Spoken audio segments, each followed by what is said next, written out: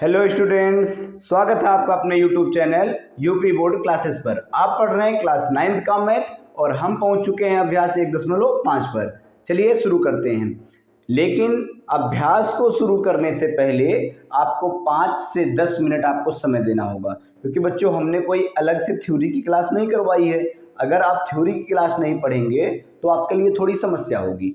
यहाँ पर 3 प्रश्न दिए गए हैं, अभ्यास के 3 प्रश्न दिए गए हैं। पहले में 3 सवाल हैं, लेकिन तीनों प्रश्न को आप कर पाएं इसके लिए आवश्यक है कि जो हम आपको बता रहे हैं वो आप ध्यान से देखिए। इसको आपको पढ़ने के लिए आपको पढ़ना पड़ेगा बच्चों घातांकों के नियम। क्या पढ़ना पड़ेगा? घातांकों के नियम। घातांकों के नियम, घातांकों के नियम पढ़ना पड़ेगा। सर घातांक क्या होते हैं, ये तो आप कभी बताए नहीं। सर घातांक क्या होते हैं?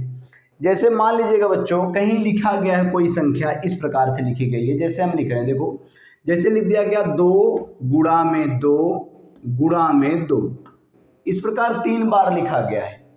कोई संख्या ऐसे 3 बार लिखी गई है।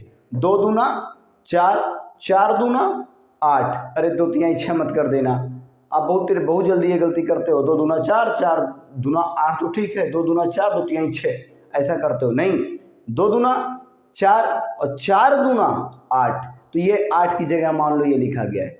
तो सर अगर इतना बड़ा है और उसको हमको छोटे में लिखना है, अच्छा चलो और बड़ा करके लिख देते हैं। 2 गुणे 2 गुणे 2, इतना बड़ा है, 1 2 3 4 5 6 बार है, इतना बड़ा है। चलिए 5 ही बार ले लीजिए, आपके कहने पर, आप बोल रहे हो इसलिए हम कर दे रहे हैं 5 बार। 5 बार कर दिए। अब इतनी बड़ी संख्या लिखी गई है, इसको अगर छोटे में लिखना हो तो कैसे लिखोगे? हम बताएं कैसे लिखोगे। 1 2 3 4 5 बार है तो आप लिख दोगे 2 और इसकी पावर 5, मतलब 2 5 बार पावरफुल है। 5 बार पावरफुल, कितनी बार? 5 बार पावरफुल है। पावर मतलब घात। बच्चों इसको बोलते हैं आधार। क्या बोलते हैं? आधार। और ऊपर जो लिखा है इसको बोलते हैं घात। इसको क्या बोलते हैं? घात। इसको बोलते हैं बेस। इसको बोलते हैं बेस और घात को बोलते हैं पावर। क्या बोलते हैं? पावर। ठीक है, इस तरह से लिखा जा सकता है। अब मान लीजिएगा कि इस प्रकार से 2 आधार और घात की संख्याएं लिखी गई हैं। जैसे मान लीजिए कि a की घाते m, मान लो कोई संख्या a है और उसकी घात m लिखा गया है और बीच में गुणे का चिन्ह लगा दिया जाए a की घाते n। मान लो आधार दोनों का बराबर है, जो a है वही a यहाँ पर है, लेकिन घात अलग अलग है। तब क्या बनता है? ये बन जाता है बच्चों a की घाते m धन n। मतलब यदि आधार समान हो और बीच में गुणे का चिन्ह हो तो घातें आपस में जुड़ जाती हैं। सर कोई एग्जाम्पल बताइए तब समझ में आएगा। कोई एग्जाम्पल बता दीजिए। इधर देखिए, एग्जाम्पल ही देख लीजिए। जैसे कहीं a की जगह लिख दें हम 2, 2 की घाते 3 गुणे फिर a तो सेम ही है तो 2 ही लिखना पड़ेगा क्योंकि यहाँ 2 लिए हो, और यहाँ लिख दिए 2। ऐसे प्रश्न को हल करने के लिए बच्चों 2 और 2 जब इक्वल रहे और बीच में रहे गुणे का चिन्ह तो कुछ मत करना, केवल घातों को आपस में जोड़ देना है। मतलब 2 को लिखना पड़ेगा, देखो a लिखे हुए हैं, a मतलब 2 लिखे हुए हैं और घातों को जोड़ दो। यम धन यन, घात कितना है? 3 और 2, तो लिख दोगे 3 और धन 2, तो ये आ जाएगा 2 की घात 3 2 5। यही आपका आंसर हो गया। चलिए अच्छा सर, ये जोड़ने वाली तो बात समझ में आ गई कि अगर आधार समान रहेगा तो हम घातों को आपस में जोड़ देंगे, ये बात तो हमको समझ में आ गई।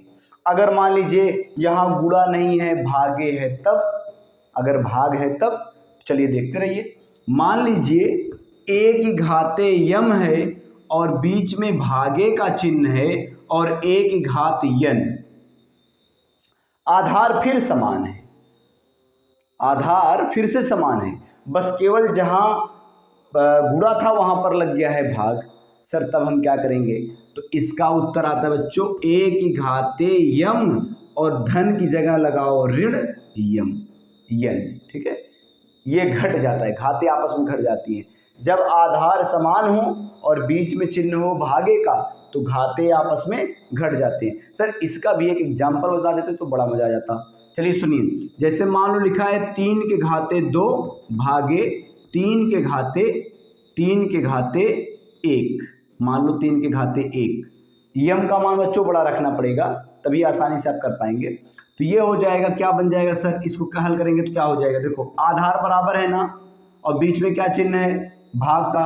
आधार बराबर है और बीच में चिन्ह है भागे का, तो इसको आप लिख सकते हो 3 के घाते 2, घातों को घटा दो, 2 ऋण 1, तो इसका उत्तर आ गया 3 में 2 में से गया 1, तो 3 के घाते 1 इसका आंसर आ गया।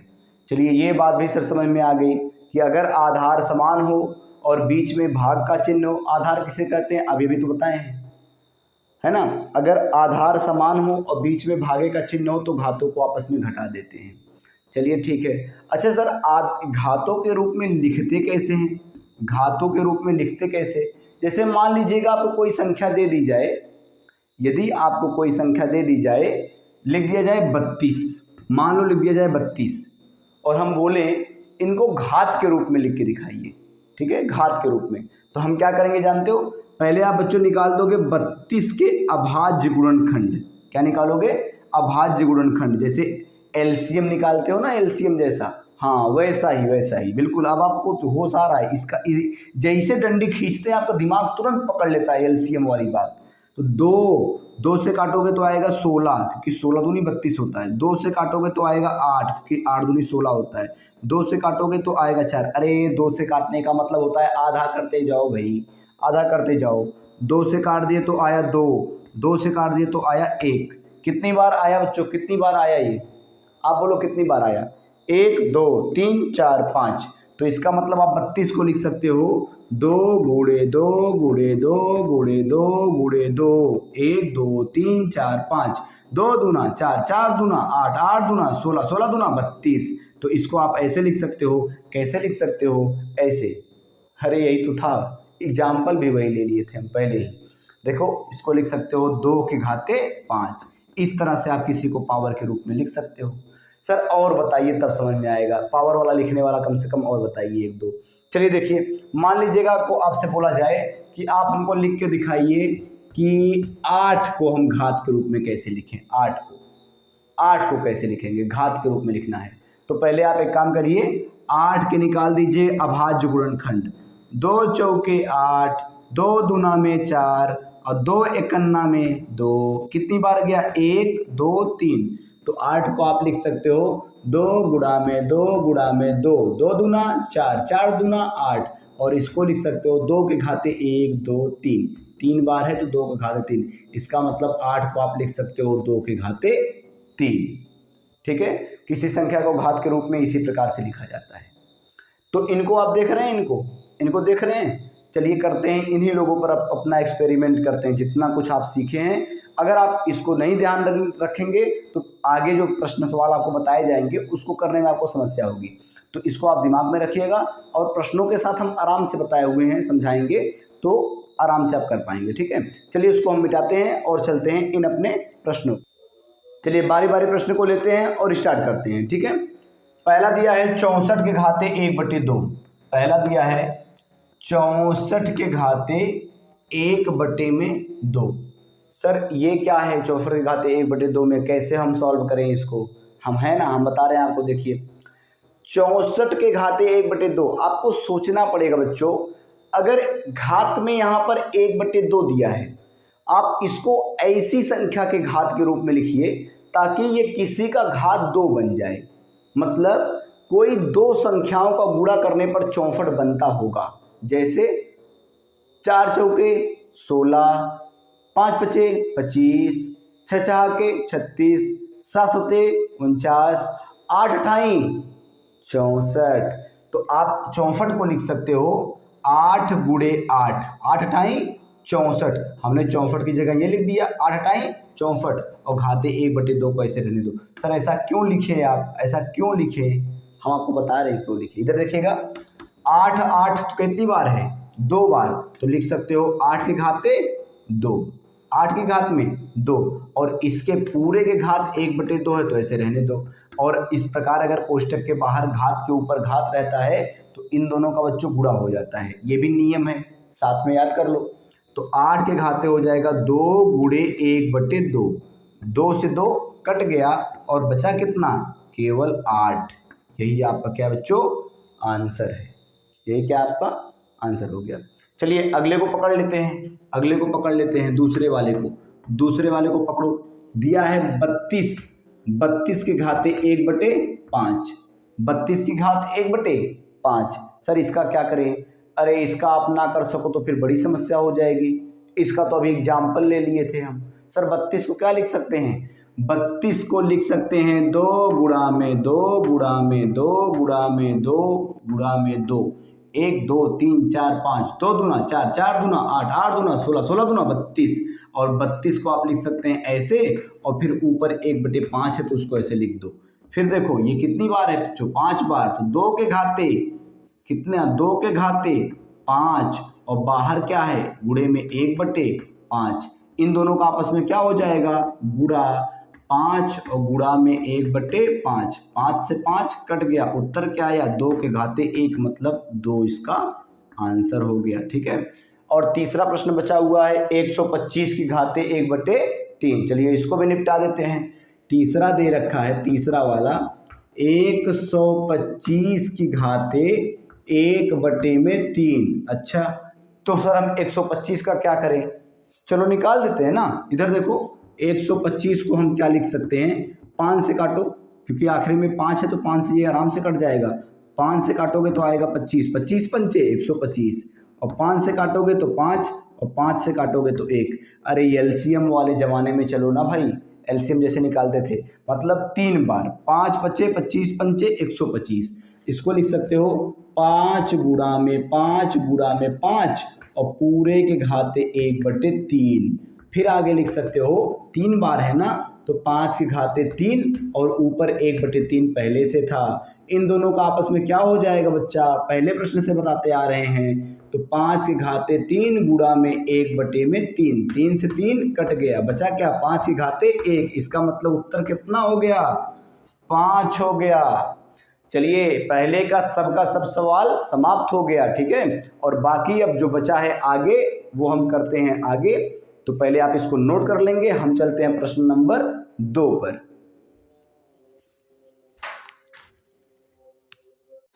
आप प्रश्न नंबर 1 नोट कर चुके होंगे बच्चों, हम चलते हैं प्रश्न नंबर 2 पर। देखिए ध्यान से, कह रहा है 9 के घात 3/2, 32 के घात 2/5, 16 के घात 3/4 और 125 की घात -1/3 क्या होता है। चलिए देखिए हल करने पर इसको, 9 को आप क्या लिख सकते हैं बच्चों, 3 गुणे 3, यानी 3 के घात में 2। अभी पिछले प्रश्न में बताया गया था ना, देखिए 3 की जगह 9 की जगह आप लिख सकते हैं 3 के घाते 2, क्योंकि 3 त्रिका, अरे 3 दूना 6 नहीं, 3 त्रिका 9, और इसका घात दिया है 3/2।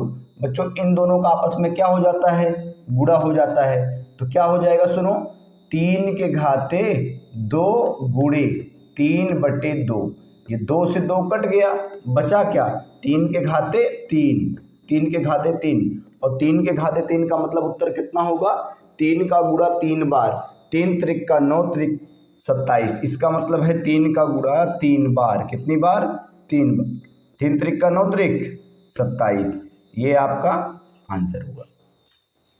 ठीक है, ये पहले का आंसर हो गया। हम सॉल्व करते समय आपको दिख रहा होगा, हम देख नहीं पा रहे हैं कि आपको दिख पा रहा है या नहीं, ये आखिरी तक आपको उत्तर दिख रहा होगा, इसको आप करेंगे, लेकिन पहले बाकी प्रश्नों को देखने के बाद। तो ये 32 की घात है 2/5, 32 को आप, अरे अभी पिछले प्रश्न में करवाए हैं, 32 को आप लिख सकते हैं 2 की घाते 5, 32 को लिख सकते हैं 2 की घाते 5, 2 दूना 4 दूना 8 दूनी 16 दूना 32, 5 बार में जाता है, और 32 के बाद ऊपर 2/5 है तो ऐसे 2/5 रहने दो। आपस में बच्चों इन दोनों का क्या हो जाता है, गुणा, तो 2 के घाते 5 गुणा 2/5, 5 से 5 कट गया, बचा क्या 2 के घाते 2, तो ये हो गया 2 के घाते 2, और 2 दूना में 4, ये आपका आंसर हो गया। अगला देख लेते हैं तीसरा वाला, कह रहा है 16 की घाते 3/4। बच्चों 16 को आप लिख सकते हो ना 4 की घाते 2, 4 की घाते 2, इसको लिख सकते हैं 4 की घात 2, और बाहर 3/4 है तो उसको ऐसे रहने दो, 3/4 है तो उसको ऐसे रहने दो।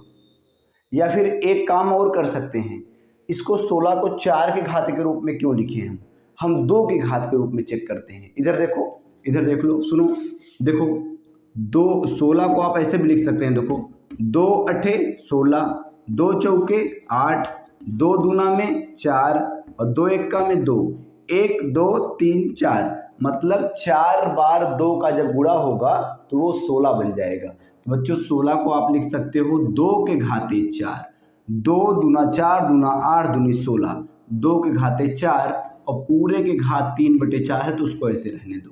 इन दोनों का आपस में गुणा हो जाएगा सर, वही पुरानी बात, 2 के घाते 4 गुणे 3/4, 4 से 4 कट गया, उत्तर क्या आया 2 के घाते 3, और 2 के घाते 3 का मतलब 2 का गुणा 3 बार, 2 का गुणा कितनी बार 3 बार, ये हो जाएगा 2 दूना 4 दूना 8, ये आपका आंसर हो गया। ठीक है, इसको आपको लिखने की आवश्यकता नहीं है, आप लिखो या नहीं लिखो कोई दिक्कत नहीं। ठीक, आगे देखिएगा, दिया है 125 की घात -1/3। सर 125 भी पिछले प्रश्न में था, 125 भी पिछले प्रश्न में था, तो आप इसको लिख सकते हो 5 के घाते 3, 5 बचे 25 पंचे 125, इसके घात -1/3, तो ये हो जाएगा सर इन दोनों का आपस में गुणा, 5 के घाते 3 गुणा में -1/3, 3 से 3 कट गया, उत्तर क्या आया 5 के घाते -1, और 5 के घाते -1 का मतलब होता है बच्चों 1/5, इसका मतलब हो गया 1/5, ये आपका आंसर हो गया।